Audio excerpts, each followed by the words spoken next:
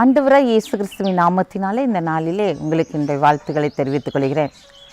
இயேசு கிறிஸ்து உயிர்த்தெழுந்த பண்டிகையை நாம் கொண்டாடி கொண்டிருக்கிறோம்.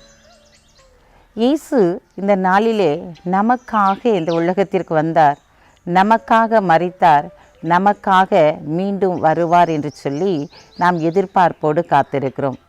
இந்த நாளிலும் ஒரு வசனம் வாசிக்கிறேன், கேளுங்க. ஏசாயா 25 அதிகாரம் 8 அவர் மரணத்தை ஜெயமாக விளங்குவார். கர்த்தராகிய தேவன் எல்லா முகங்களிலிருந்து கண்ணீரை துடைத்து தமது ஜனத்தின் நிந்தையை பூமியில் இராதபடிக்கு முற்றிலும் நீக்கிவிடுவார். கர்த்தரே இதை சொன்னார். அவர் மரணத்தை ஜெயமாக விளங்குவார். இதில் 3 காரியங்களை குறித்து பார்க்கிறோம். முதலாவது, அவர் மரணத்தை ஜெயமாய் விளங்குகிறார். 2வது, அவருக்கு என்ன சொல்கிறார்? எல்லா முகங்களில் இந்த கண்ணீரை அவர் துடைக்கிறவராயிருக்கிறார். 3வதாக, அவர் நிந்தையை மாற்றுகிறவராயிருக்கிறார். இது ஒரு மனிதன் சொல்லவில்லை, ஆண்டவரே சொல்லுகிறார் என்று சொல்லி பார்க்கிறோம். இந்த நாளிலே வேதாகமத்தில் அநேக காரியங்களை குறித்து பார்க்கும்போது ஏசாயா தீர்க்கதரிசன புஸ்தகம் ஒரு ஊழியத்தின் ஒரு நிறைய களஞ்சியங்களை சேர்த்ததாய் காணப்படும். எல்லா தீர்க்கதரிசன புஸ்தகத்தில் உள்ள காரியங்களும் இதில் பொதிந்து கிடக்கிறதை நீங்களும் நான் நினைச்ச முடியும், பார்க்க முடியும். பிரியமான சகோதரனே சகோதரியே, இந்த நாளிலே அவர் மரணத்தை இன்றைக்கு ஜெயமாய் விளங்கினார். அந்த மரணம் ஜெயமாய் விளங்கப்பட்டது. இந்த நாளிலே அநேக காரியங்களை பார்க்கிறோம். மரணம் எல்லாருக்கும் ஒரு பயத்தை கொடுக்கிறதாய் காணப்படுகிறது. ஒரு பயம் அங்கு காணப்படுகிறதை நாம் பார்க்கிறோம். இந்த நாளில் அந்த பயத்தை நீக்கும்படியாக அவர் மரணத்தை என்ன செஞ்சிட்டாரு? ஜெயமாய் விழுங்கினார் என்று சொல்லி பார்க்கிறோம். பிரியமான சகோதரனே சகோதரியே, இந்த நாளிலும் கூட அவர் ஜெயமாய் விழுங்கினது போல நீங்களும் நானும் மரணத்தை ஜெயமாய் மாற்றும்படியாய் கடந்து வந்திருக்கிறோம். மரணமே உன் கூரெங்கே, பாதாளமே உன் ஜெயம் எங்கே என்று சொல்லி பார்க்கிறோம். பிரியமான சகோதரனே சகோதரியே, மரணத்தை ஜெயமாய் விழுங்கினார். இன்றைக்கு அந்த ஜெயமாய் விழுங்கினவர் உங்களோடு கூட இருக்கிறார், என்னோடு கூட இருக்கிறார். இந்த நாளிலே அவர் என்ன காரியத்திற்காக இந்த உலகத்திற்கு வந்தாரோ அந்த நோக்கத்தை அவர் நிறைவேற்றி முடித்து விட்டார்.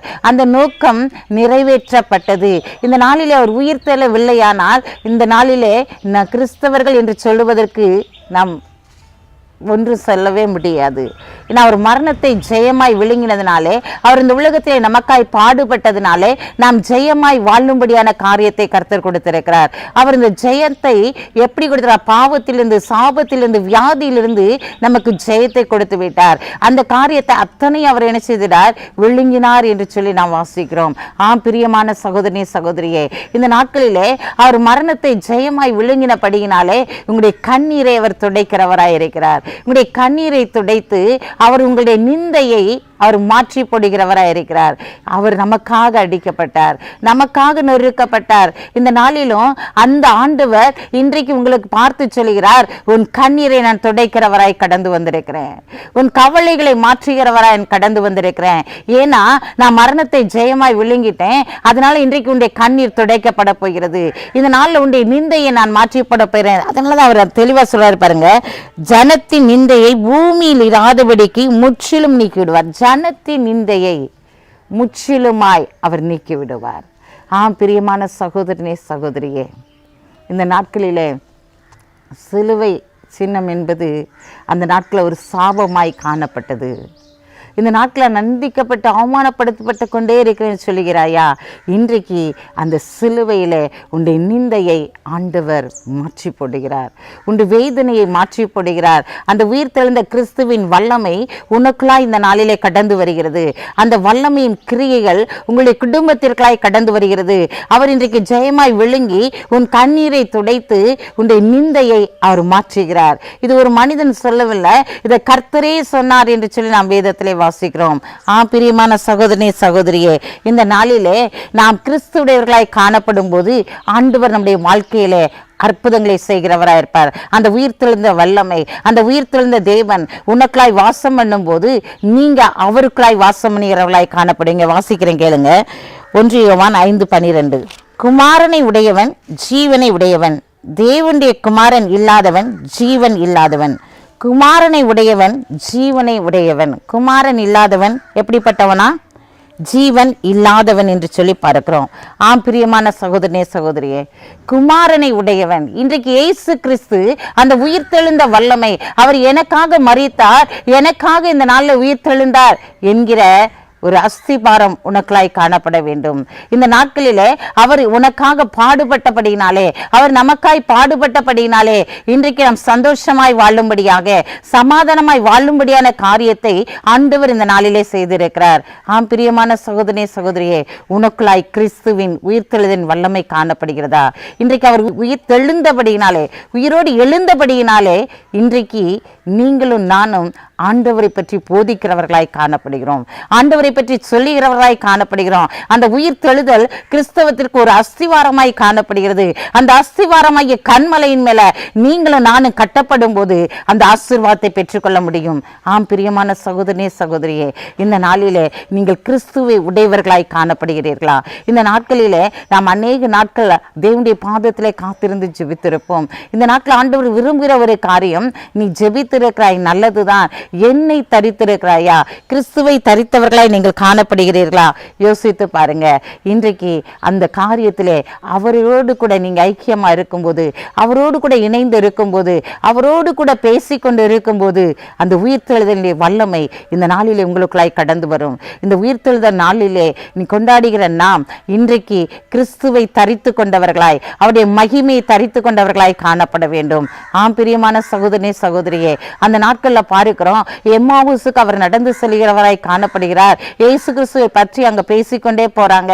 அது எல்லாவற்றையும் அவர் கேட்டுக்கொண்டே அவர்களோடு கூட போகிறார். அவங்க அப்பம் பிற்கும் போது அவருடைய கண்கள் திறக்கப்படுகிறது என்று சொல்லி பார்க்கிறோம். திறந்த உடனே அவர் அங்கிருந்து மறைந்து போனார் என்று சொல்லி வாசிக்கிறோம். பாருங்களேன், அவருடைய கண்கள் திறக்கப்படவில்லை. இன்றைக்கு ஆண்டவர் அவருடைய கண்கள் எப்போது திறக்கப்பட்டதோ அப்போது அவர் உயிர் தெழுந்தார் என்கிற ஒரு நிச்சயத்தை அவர்கள் அறிந்து கொண்டாங்க. ஆம் பிரியமான சகோதரனே சகோதரியே, எந்த காரியத்தில் அவருடைய கண்கள் திறக்கப்படணுமோ அந்த காரியத்தில் இந்த நாளில் திறக்கப்படும் போது அந்த உயிர் தெழுதின் வல்லமை உன் குடும்பத்திற்காக கடந்து வரும்போது, யார் யாரெல்லாம் பாவத்துக்கு மரித்திருக்கிறார்களோ அவர்கள் இன்றைக்கு உயிரோடு கூட எழுப்பப்படுகிறவர்களாய் காணப்படுவாங்க. என்னென்ன காரியத்திலெல்லாம் ஆண்டவர் அவர்களை கொண்டு செய்ய வேண்டுமோ அத்தனை காரியத்தை அவர் செய்து முடிக்கிறவராய் இருப்பார். இந்த நாளில் பிரியமான சகோதரனே சகோதரியே, உங்களுக்காக எனக்காக அந்த சிலுவையில் சிந்தின இரத்த துளிகள் உங்களுடைய குடும்பத்திற்காய் கடந்து வந்திருக்கிறது. அந்த உயிர் தெழுத வல்லமை உங்களுக்காய் கடந்து வந்திருக்கிறது.